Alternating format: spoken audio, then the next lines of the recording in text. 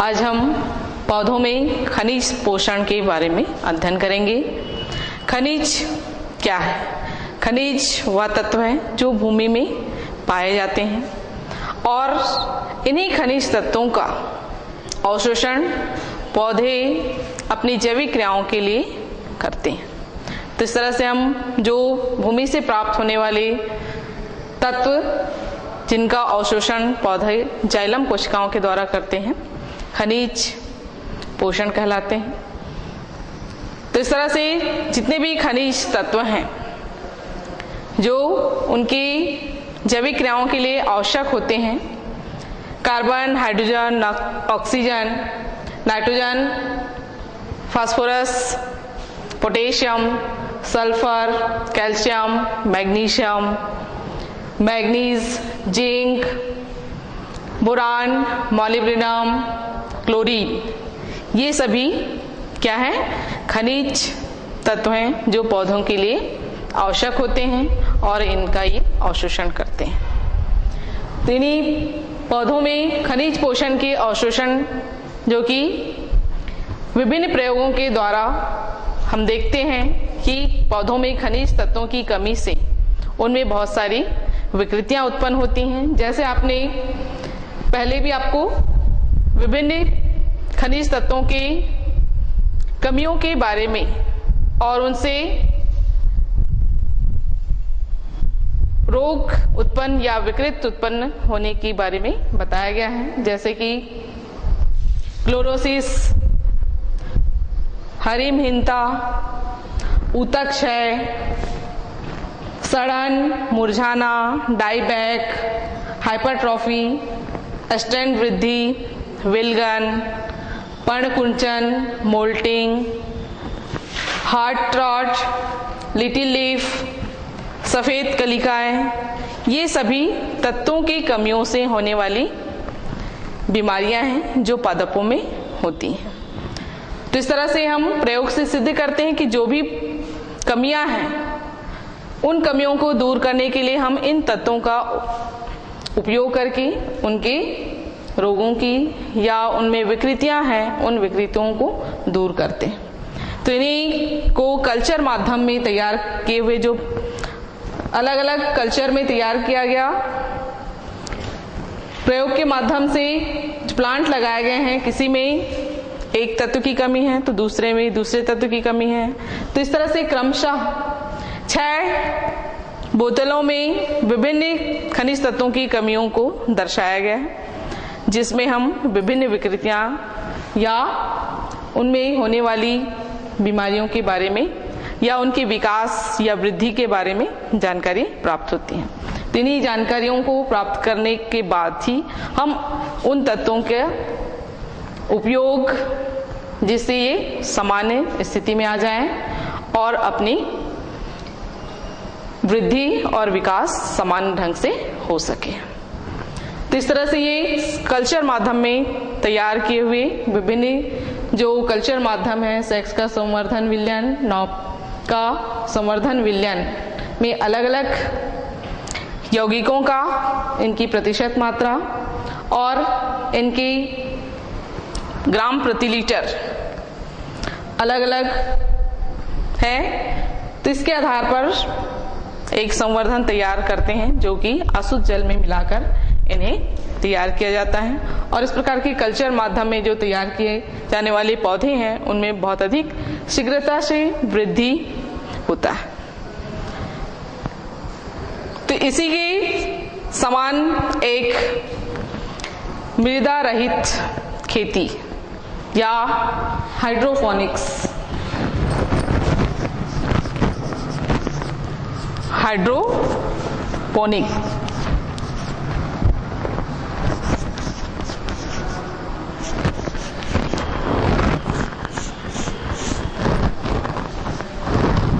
ये हाइड्रोपोनिक्स एक ऐसी तकनीक है जो बिना मिट्टी के हम पौधों को उगा सकते हैं।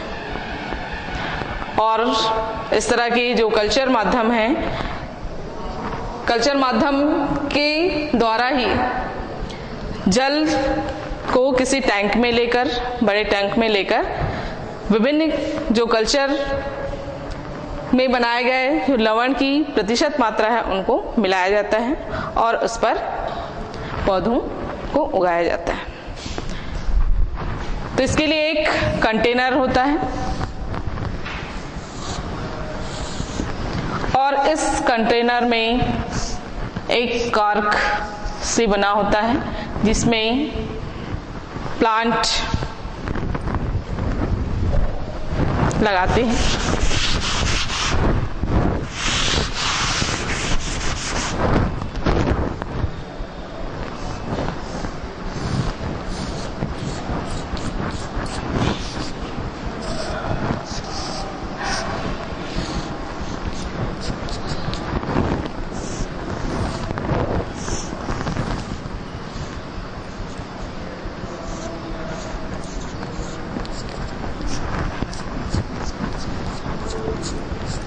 हाइड्रोपोनिक्स की एक टेक्निक है जिसके अंतर्गत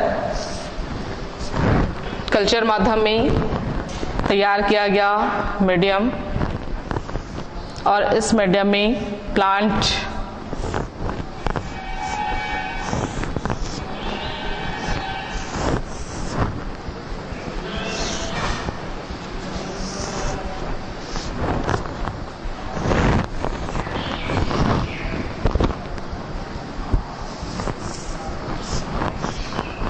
जो कि स्वस्थ प्लांट को लगाया जाता है। इसे ऊपर से कंटेनर को, जार को एयर टाइट करके कॉर्क से ढक दिया जाता है और एक नली के द्वारा इसे इस कल्चर मीडियम में एयर भेजते हैं, वायु भेजते हैं, जिससे प्लांट को पूर्ण रूप से वायु मिलता रहे।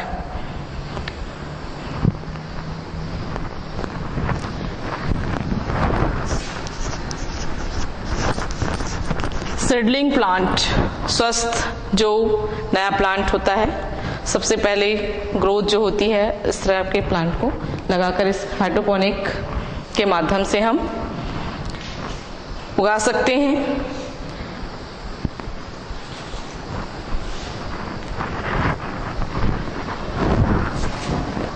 इसके अंदर, जार के अंदर जो उपस्थित सॉल्यूशन है कल्चर,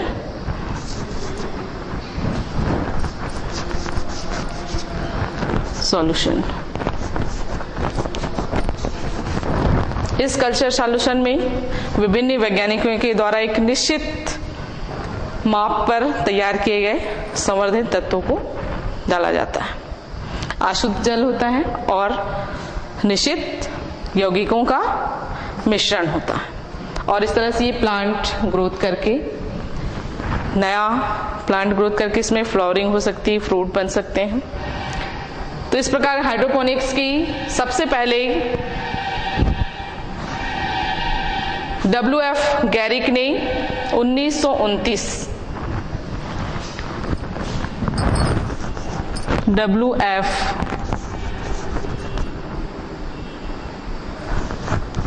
गैरिक ने 1929 में इसका प्रयोग किया और ये हाइड्रोपोनिक्स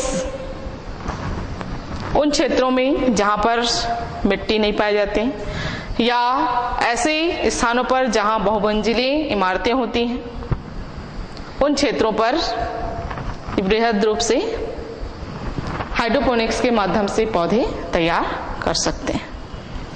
तो सबसे पहले इस वैज्ञानिक जिन्होंने हाइड्रोपोनिक्स का आविष्कार किया कौन है?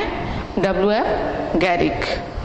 1929 में इन्होंने सबसे पहले इस हाइड्रोपोनिक्स का उपयोग करके पौधे के विकास का अध्ययन किया और इसी तकनीक के माध्यम से विभिन्न स्थानों पर जहाँ पर मिट्टी की कमी है या जगहों की कमी है, उन क्षेत्रों पर ये आसानी से कर सकते हैं। सबसे पहले जो प्लांट हाइड्रोपोनिक्स के अंतर्गत उपयोग किया गया वह टमाटर के प्लांट पे किया गया था। कौन सी प्लांट? टमाटर। तो इस तरह से हाइड्रोपोनिक्स के द्वारा हमारे जो प्लांट होते हैं, ये जो सामान्य प्लांट होते हैं सॉइल में या मिट्टी में उगने वाले पौधों की अपेक्षा ये तेजी से वृद्धि और विकास करते हैं। तो इस तरह से शीघ्रता से विकास करने के लिए हम हाइड्रोपोनिक टेक्निक के माध्यम से पौधों को लगा सकते हैं या उत्पादन कर सकते हैं। तो यह टेक्निक बहुत अधिक कीमती होता है, इसलिए इसका अभी तक व्यावसायिक स्तर पर उतना उपयोग नहीं हो पा रहा है। तो इस तरह से हम इस टेक्निक से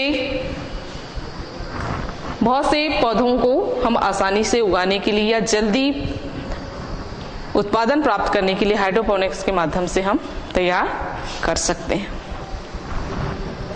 तो ये सब एक पौधों की पोषण तत्वों के द्वारा ही निर्मित किए गए संवर्धन माध्यम का ही उपयोग करके पौधों का वृद्धि करते हैं, जिससे उनकी विभिन्न जैविक क्रियाओं के लिए पोषक तत्व आवश्यक होते हैं और इन सभी पोषक तत्व इनको कल्चर माध्यम से प्राप्त होते रहते हैं।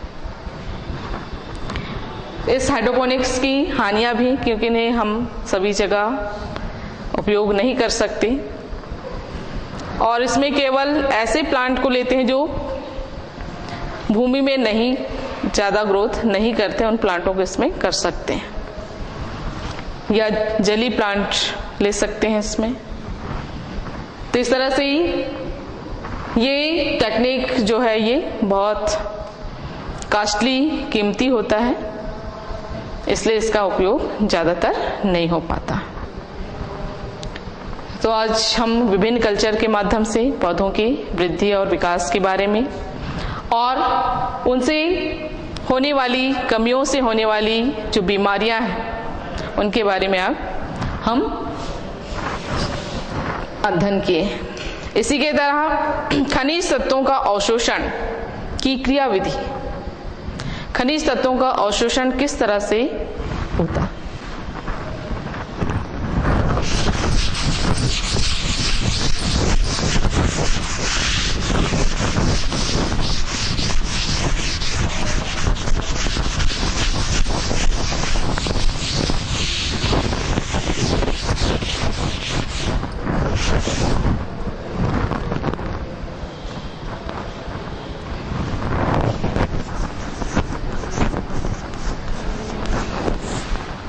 खनिज तत्वों का अवशोषण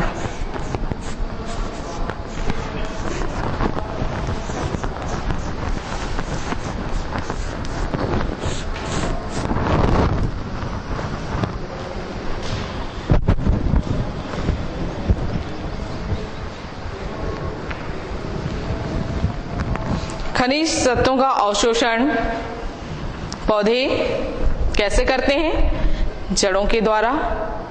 जड़ों की कोशिकाओं, जो जड़ में पाई जाने वाली रूट्स हेयर, जड़ के में पाई जाने वाली रूट हेयर जो होती हैं, ये भूमि में पाए जाने वाले जल के साथ और इनमें पाए जाने वाले जो विभिन्न लवण हैं, ये आयनों के रूप में पाए जाते हैं। इन आयनों के माध्यम से जलों के साथ, जल के अणुओं के साथ पादप में पहुंचते हैं, पौधों में पहुंचते हैं। तो इस क्रियाविधि के लिए दो विधियां होती हैं, एक तो निष्क्रिय अवशोषण और दूसरा है सक्रिय अवशोषण। तो निष्क्रिय अवशोषण वह विधि है जिसमें अवशोषण के दौरान पादपों को किसी प्रकार की ऊर्जा की आवश्यकता नहीं होती है, और जो सक्रिय अवशोषण है वह अवशोषण के दौरान उन्हें अतिरिक्त ऊर्जा की आवश्यकता होती है। तो ये जो ऊर्जा है, अतिरिक्त ऊर्जा है, ये श्वसन के दौरान प्राप्त होने वाले एटीपी एडेनोसिन ट्राइफॉस्फेट अणुओं से ऊर्जा ग्रहण करते हैं और उसके विरुद्ध कार्य करते हैं। यानी कि सक्रिय और निष्क्रिय क्या है?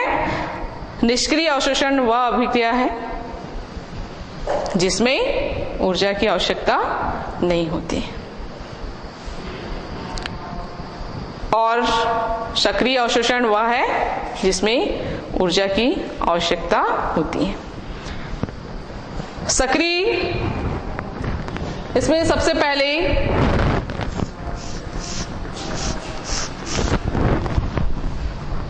निष्क्रिय अवशोषण।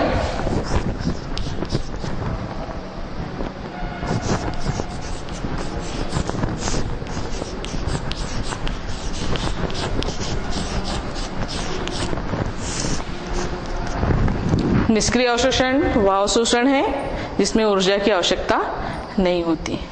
तो इसके अंतर्गत विषण, सबसे पहले विषण विधि के द्वारा जीवों में अवशोषण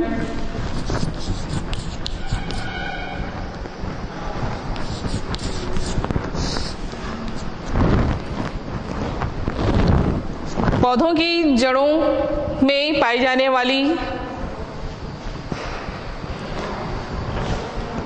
वाले जो तत्व हैं या यौगिक हैं, ये आयनों के रूप में होते हैं और ये आयन के रूप में होने के साथ साथ उनकी सांद्रता भी होती है। जैसे जैसे उनकी सांद्रता कम होते जाता है, यानी कि पदार्थों के निर्माण के लिए इन तत्वों का उपयोग जब होता है तो ये इनकी सांद्रता कम होती जाती है। कम सांद्रण होने के कारण मिट्टी में जो उपस्थित तत्व हैं इनकी सांद्रता अधिक है वहां पर और मिट्टी में उपस्थित तत्वों की सांद्रता अधिक होने के कारण ये जड़ की कोशिकाओं में अधिक सांद्रता से कम सांद्रता की ओर जल के अणुओं के साथ विस्तृत होते हैं। तो इस तरह से विषण जड़ों के माध्यम से जल के अणुओं के साथ तत्वों का विषण होता है और ये पादपों में विस्तृत हो जाते हैं। तो इसमें किसी प्रकार की ऊर्जा की आवश्यकता नहीं हुई। ये सांद्रण प्रवणता के आधार पर तत्वों का विषण होता है।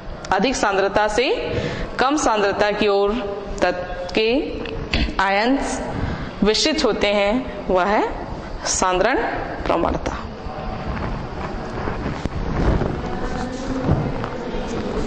तो विषण के द्वारा अधिकतर जो प्रक्रिया होती है विषण क्रिया के द्वारा ही तत्वों का अवशोषण होता है। दूसरी जो विधि है फैसिलिटेटेड विधि।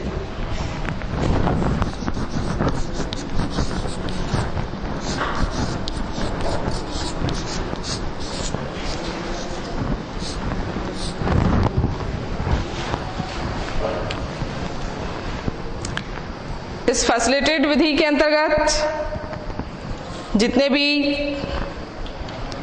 खनिज तत्व हैं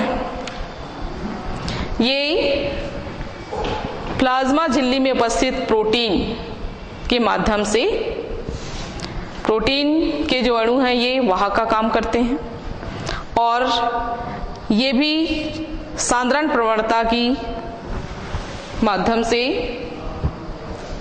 तत्व कोशिका के अंदर प्रवेश करते हैं। पादप कोशिका में जो प्लाज्मा झिल्ली होता है उस प्लाज्मा झिल्ली में का जो संगठक होता है क्या है? प्रोटीन। तो प्रोटीन ही यहाँ पर क्या काम करते हैं?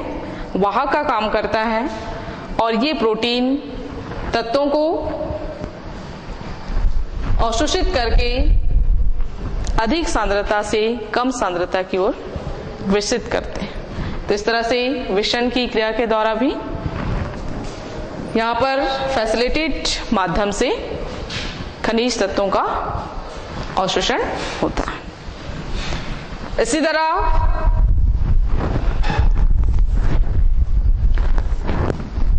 आयनन विनिमय, तीसरी विधि है आयनन विनिमय, जिसमें आयनों का आदान प्रदान। विनिमय का मतलब है आयनों का आदान प्रदान। एक आयन दूसरे यौगिकों के आयन में चले जाते हैं और दूसरे यौगिक के आयन दूसरे यौगिक के आयन में आ जाते हैं। तो आयनन विनिमय के अंतर्गत संपर्क विनिमय सिद्धांत,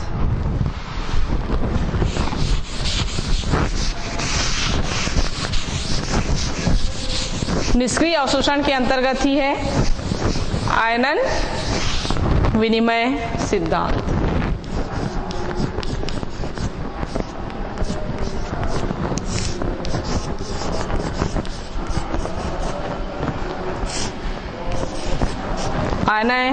आयनन विनिमय के द्वारा जड़ पर पाए जाने वाले रूट्स हेयर, मिट्टी में पाए जाने वाले आयंस से ये जल के अणु के साथ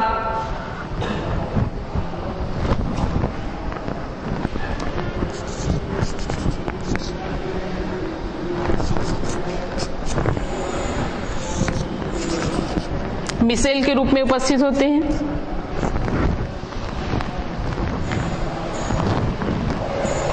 तत्वों के आयन और जल के आयन ये आपस में एक दूसरे से जुड़े होते हैं।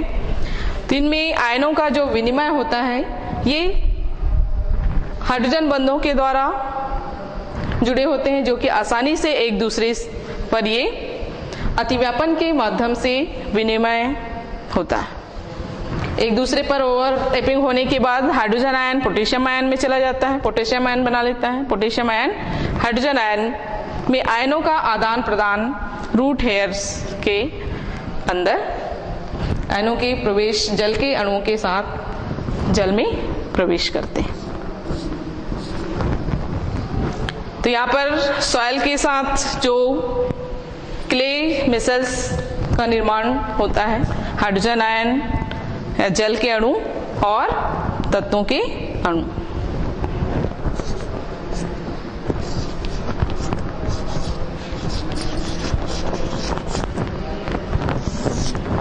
सॉइल मिसेल के रूप में ये अणु पाए जाते हैं। तो इस तरह से आयन विनिमय के माध्यम से भी तत्वों का, खनिज तत्वों का अवशोषण पादपों में होता है। तो ये भी एक अवशोषण की क्रियाविधि है। इसके बाद हम कार्बनिक अम्लों के विनिमय के द्वारा भी पदार्थों या तत्वों का अवशोषण पादपों में होता है।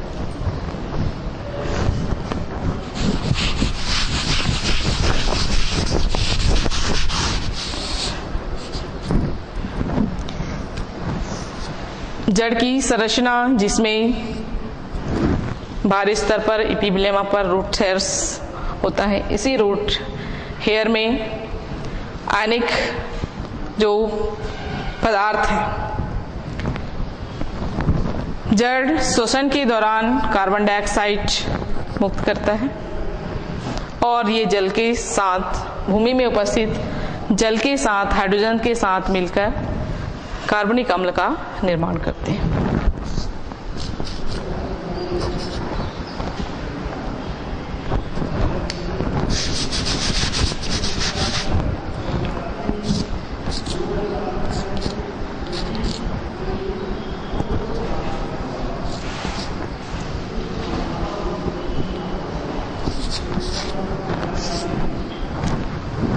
जल में और कार्बन डाइऑक्साइड मिलकर जो आयन बनाएगा, हाइड्रोजन आयन और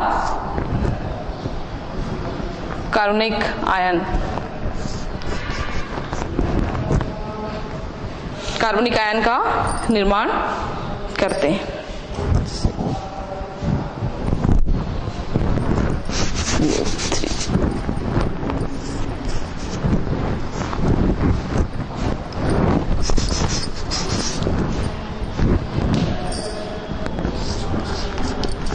सवाल में उपस्थित जल और श्वसन के द्वारा उत्पन्न हुए कार्बन डाइऑक्साइड जल के साथ क्रिया करके कार्बनिक अम्ल का निर्माण करता है।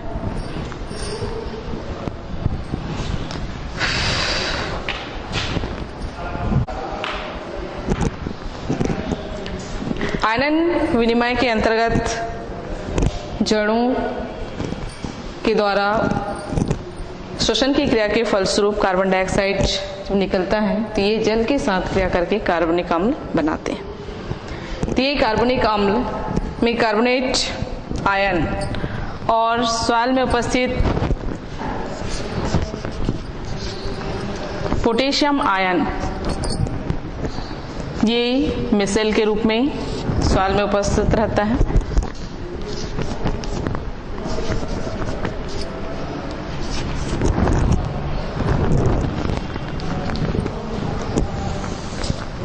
कार्बोनेट आयन और पोटेशियम आयन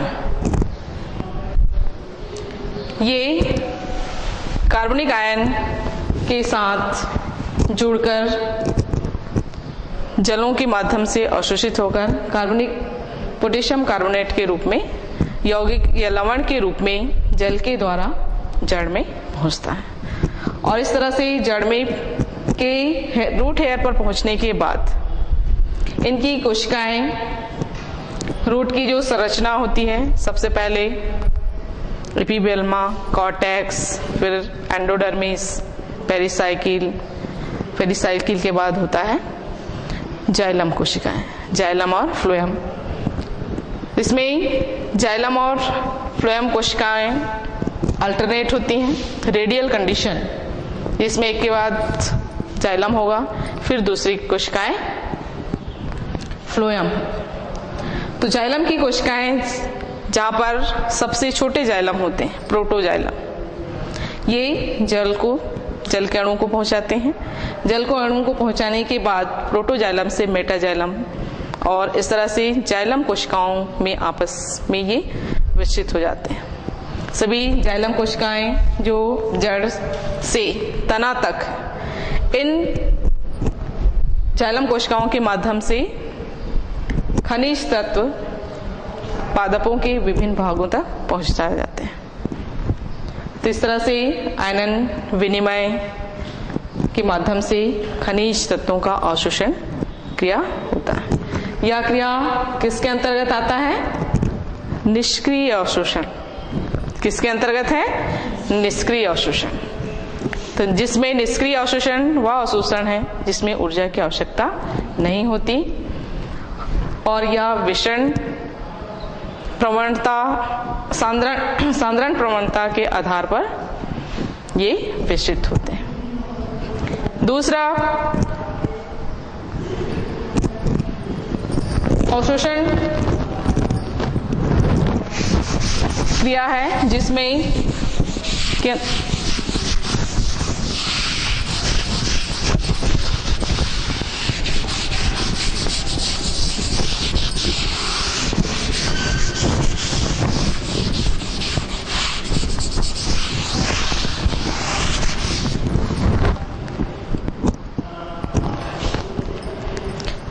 अवशोषण की क्रिया के आधार पर दो प्रकार की क्रियाएं, निष्क्रिय अवशोषण और सक्रिय अवशोषण। अभी हम निष्क्रिय अवशोषण के बारे में अध्ययन किए। अब आता है सक्रिय अवशोषण।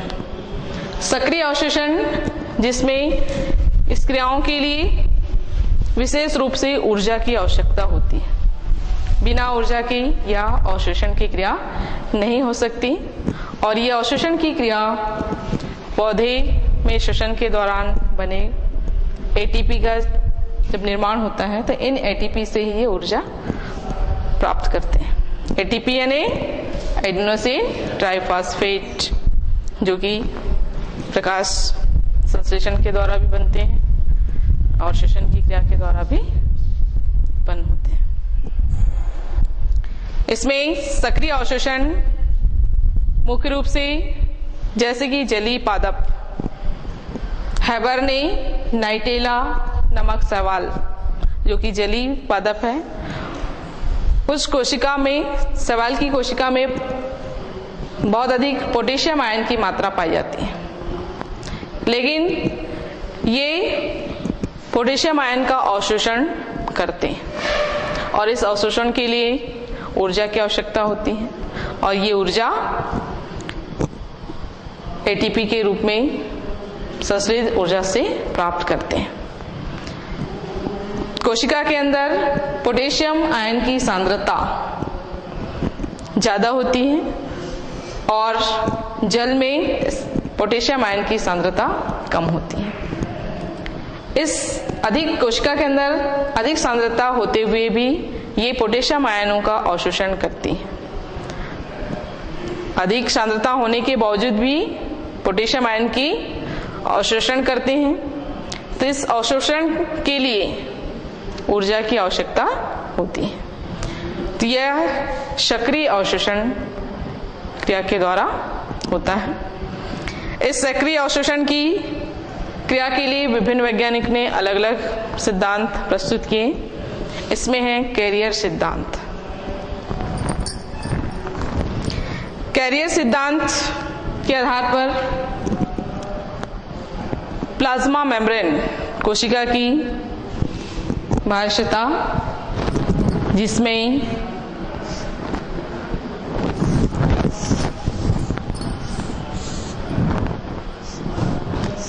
प्लाज्मा मेम्ब्रेन पारगम्य होती है, खनिज तत्वों को आने देती है।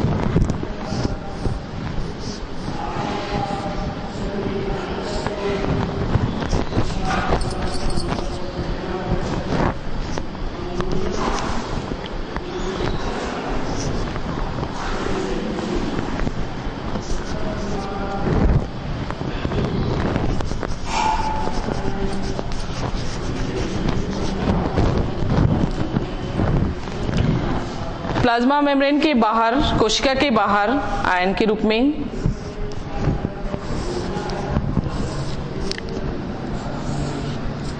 खनिज तत्व उपस्थित हैं। ये खनिज तत्व कोशिका के बाहर उपस्थित हैं।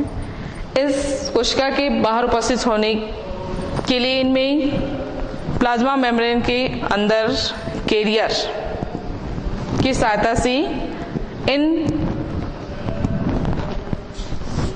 आयनों का अवशोषण किया जाता है और ये कैरियर के द्वारा अवशोषित होने के बाद इन्हें आउटर साइड से इनर साइड की ओर स्थानांतरित कर देते हैं। सबसे पहले जब कैरियर में के साथ जब जुड़ता है तो ये कैरियर कॉम्प्लेक्स बनाते हैं। आयन कैरियर आयन कॉम्प्लेक्स का निर्माण करता है।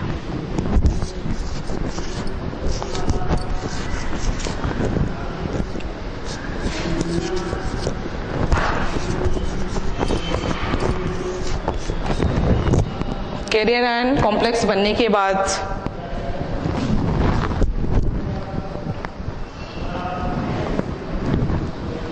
इनर साइड में ये पुनः स्थानांतरित कर देते हैं।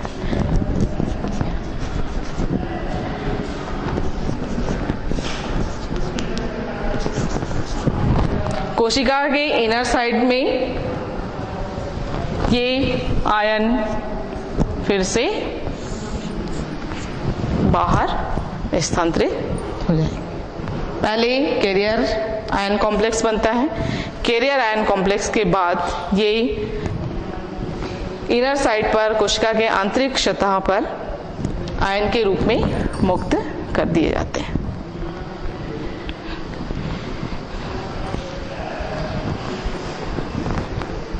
तो कैरियर सिद्धांत क्या है? सक्रिय अवशोषण।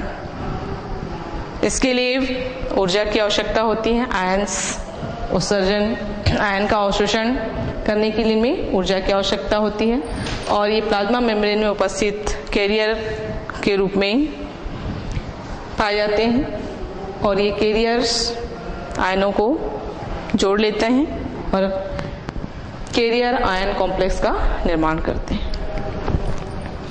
उसके बाद ये कोशिका के अंदर इन आयनों को मुक्त कर देते हैं। इस तरह से जो तत्व हैं कोशिका के अंदर कैरियर के माध्यम से कोशिका में पहुंचते हैं।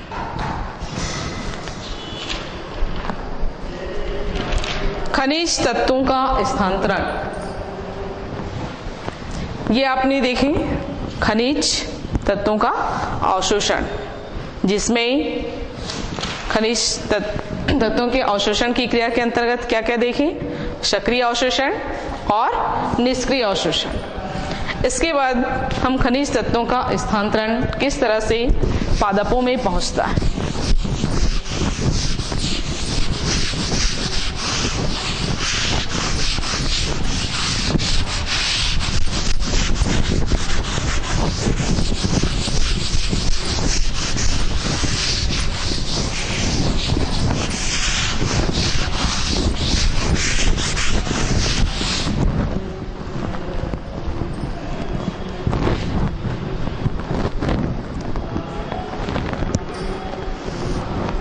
रूट की संरचना देखिए, सबसे बाहर रूट पर एपिब्लेमा की संरचनाएं और ये रूट हेयर कोशिकाओं पर पाया जाता है।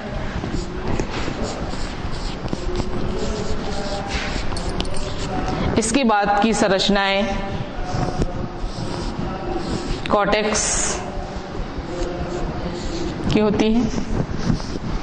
कॉर्टेक्स की रचनाएं बहुस्तरीय पैरेन्काइमा कोशिकाओं से मिलकर बनी, जिसमें एक कोशिका से दूसरी कोशिकाओं में जल का स्थानांतरण होते रहता है।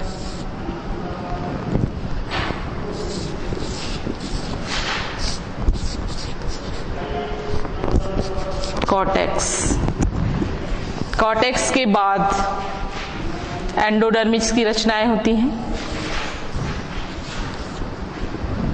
एंडोडर्मिस पर ही पॉसिस सेल्स होती हैं।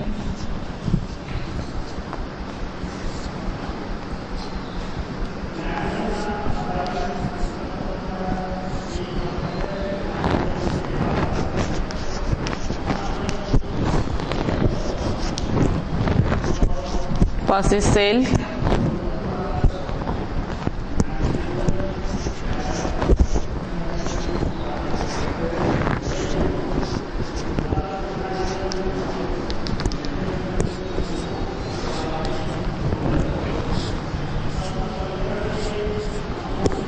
जल के अणु एक कोशिका से दूसरी कोशिका में पहुंचते हुए एंडोडर्मिस की कोशिका तक पहुंचता है और एंडोडर्मिस की जो कोशिकाएं होती हैं पॉसिस सेल्स होती हैं, जहां से जल का प्रवेश होना है। तो ये पेरिसाइकिल के नीचे जो प्रोटोजाइलम वाली कोशिकाएं होती हैं वहीं पर पाई जाती हैं। तो प्रोटोजाइलम कोशिकाएं प्रोटोजाइलम से फिर मेटाजाइलम तक पहुंचता है।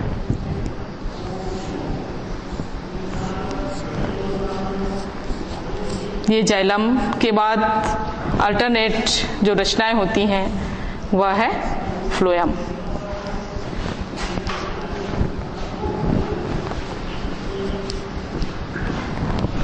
तो इस तरह से ये पूरी रचना एक गोल स्ट्रक्चर ये निर्मित होगा, जिसमें जाइलम अल्टरनेट क्रम में, ये है फ्लोएम और ये है जाइलम। तो जाइलम की दो कोशिकाएं होती हैं, जो बड़ा होता है वो मेटाजाइलम और जो छोटा होता है प्रोटोजाइलम कहलाता है।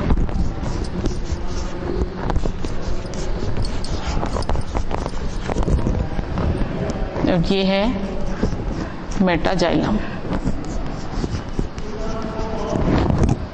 तो इस तरह से जल का जो संवहन है, जल के संवहन के साथ साथ खनिज तत्वों का भी संवहन हो रहा है और ये जाइलम कोशिकाओं से होता हुआ पौधे के विभिन्न भागों तक पहुंचते हैं। जैसे जैसे पौधों में वाष्पोत्सर्जन की क्रिया होती है, यानी कि जलों का खिंचाव वाष्प के रूप में होता है, जल वाष्प के रूप में पौधों की बाह्य सतह से मुक्त होते हैं, तो वह कहलाता है वाष्पोत्सर्जन। तो वाष्पोत्सर्जन की क्रिया के द्वारा जल का अवशोषण ज्यादा होता है। इनके साथ साथ अवशोषण के साथ साथ खनिज तत्व भी जो आयंस के रूप में उपस्थित हैं, ये खनिज तत्व जलों के साथ मिसल्स के रूप में होते हैं और ये मिसल्स के रूप में होने के साथ साथ आयनों का जब एक्सचेंज होता है विनिमय, आयन विनिमय के माध्यम से हम जल अवशोषित करके ये जाइलम की कोशिकाओं में पहुंचते जाते हैं। तो इस तरह से खनिज तत्वों का स्थानांतरण जल के साथ साथ ही होता है। इसके बाद हम देखते हैं, और ये सभी जो इसका प्रयोग के दौरान देखा भी गया कि केवल जल का संवहन या तत्वों का संवहन जल के माध्यम से जो होता है वह जाइलम कोशिकाओं से ही होता है। अगर किसी पौधे के फ्लोएम भाग को हटा दिया जाए और जाइलम कोशिकाओं को ही रहने दिया जाए तो वो पौधा पूरी तरह से जीवित रहता है। आप अपने आसपास के क्षेत्रों में कई जो पुराने पेड़ देखते हैं जिसमें बीच में छिद्र हो जाता है, खोखला हो जाता है, लेकिन उसकी बाहरी सतह जीवित है और केवल आंतरिक सतह वो क्या हो गया, नष्ट हो चुका है। तो उसमें फ्लोएम की कोशिकाएं नष्ट हो गई हैं। जाइलम कोशिकाएं जीवित होने के कारण वह प्लांट जीवित है, जो खनिज अवशोषण, जल अवशोषण के माध्यम से ये अपनी पूरी जैविक क्रियाएं पूर्ण करता है, जिससे पौधे जीवित रहते हैं। तो इस तरह से हम खनिज तत्वों का स्थानांतरण के बारे में जड़ की संरचना से समझ सकते हैं।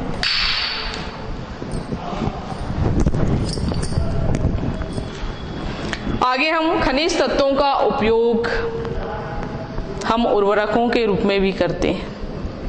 उर्वरक क्या है, जिससे हमें पौधों की जो कमियां हैं उनको दूर करने के लिए पादपों की वृद्धि और विकास के लिए उर्वरकों की आवश्यकता होती है। तो ये उर्वरक रासायनिक उर्वरक के रूप में प्रयोग किए जाते हैं। तो इसके अंतर्गत नाइट्रोजन युक्त उर्वरक, नाइट्रोजन युक्त उर्वरक ऐसे तत्व जिसमें नाइट्रोजन पाए जाते हैं और नाइट्रोजन की कमी को पूर्ण करने वाले जो कमियां हैं उनमें उर्वरक के रूप में दिए जाते हैं। नाइट्रोजन उर्वरक हैं सोडियम नाइट्रेट, नाइट्रोजन उर्वरक सोडियम नाइट्रेट,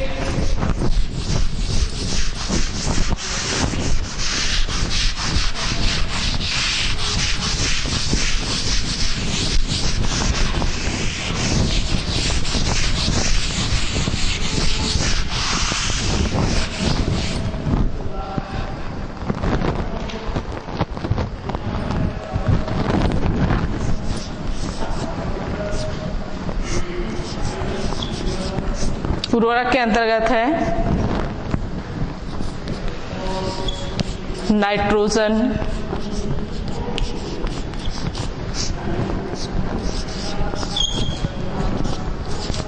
उर्वरक इसमें है अमोनियम नाइट्रेट,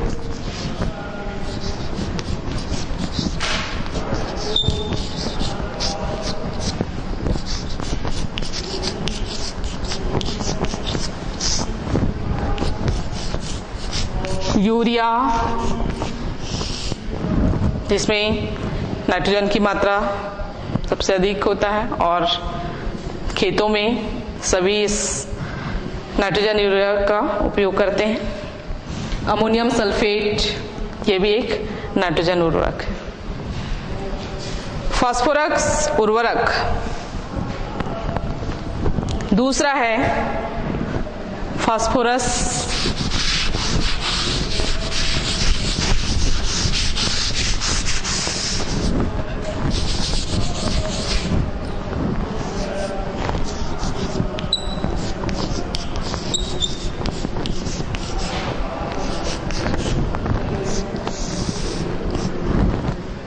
फास्फोरस उर्वरक, जिसमें फास्फोरस की कमी जिन प्लांटों में है उन प्लांटों के लिए फास्फोरस का उपयोग करने वाले जो उर्वरक हैं, क्षारी, स्लैग, बोन मील, सेल फॉस्फेट।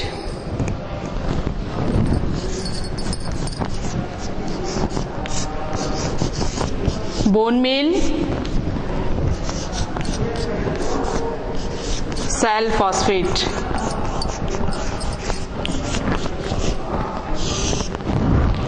तो ये कौन से उर्वरक है?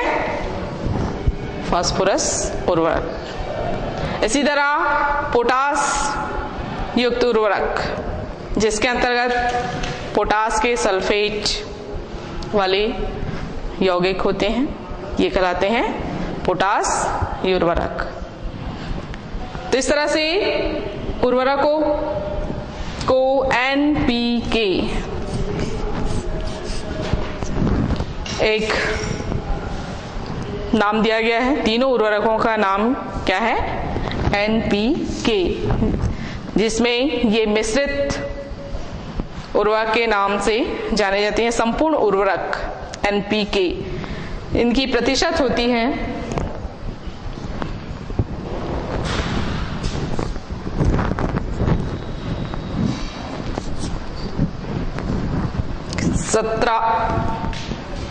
17, 18 और 9। 17, 18 और 9। नाइट्रोजन 17 अनुपात में, फास्फोरस 18 के अनुपात में और पोटेशियम 9 के अनुपात में। अलग अलग मिश्रणों को अलग अलग अनुपात में बांटते हैं, या फिर इसी का 15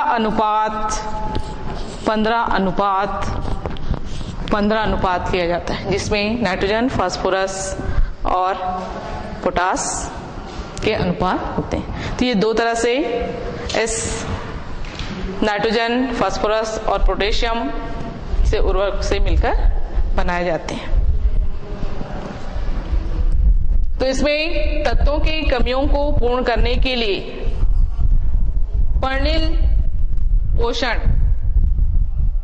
पोषण वह पोषण है जिसमें पादपों में स्प्रे करके, छिड़काव करके